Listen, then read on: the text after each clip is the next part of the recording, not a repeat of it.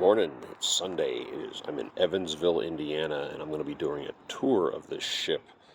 This is the LST 325. LST stands for Landing Ship, Tank, versus LCI, Landing Craft Infantry and whatnot. This is the last LST in the world. Hold on, let me walk over here into the sun. This is a World War II ship, the last one of its type in the world, and this one is still ocean going, which kind of changes the way I'm doing the tour. Usually I go on there and walk around and film and do what I want to do, but they have to do guided tours because this is an ocean going ship and is actually pulling out of port going somewhere this coming week. And the basic concept of this is, as you see in the movies, they pull up on the beach. This is a relatively shallow draft. You pull up into shallow water, drop the gate, open the doors, and drive tanks and trucks and jeeps and whatever onto hostile shores.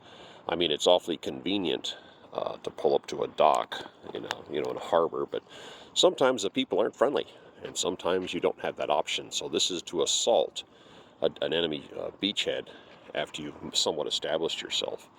And you're looking at the defenses on here. You got the twin 40mm pom-poms. There's a 20mm cannon and a single 40mm right there. Another 20s over here. But you pull up on a hostile shore, open up, drop the gates, and you've seen it in the films. They pull out and they drive into water that's like armpit deep, and then they just drive right up on the beach. And now you've established yourself and you're bringing in heavy supplies. They'll probably talk about this on the tour, but the LST 325, and that's the name of it, the USS LST 25. They didn't give them cool names. They just call these type of craft, like PT-109, that was the name of the boat. But built in 1942, it took part in the invasion of North Africa, and then it took part in Sicily and Salerno, Naples, and those places they hit in Italy, and then it took part in the D-Day invasion. Got mothballed in the late 40s, came back in the early 50s, and was used to transport supplies for building radar stations. Let me walk back over here in the shade. Radar stations in North Atlantic, Labrador. I did some research, Greenland and whatnot. And in the end, in 1964, it was actually sold to the Turkish Navy.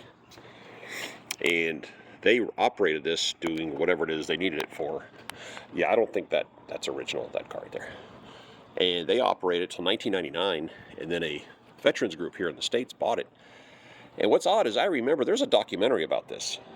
A group of World War II vets that are all in their 70s went to Turkey, did heavy maintenance on it, and then sailed it across the ocean, across the Atlantic Ocean, brought it home.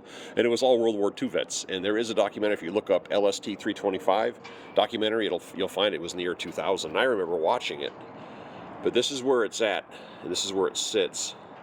And it's kind of interesting that there was something like this being used in New England as a ferry boat until a few years ago, and then it was scrapped. So this is the last one in the world.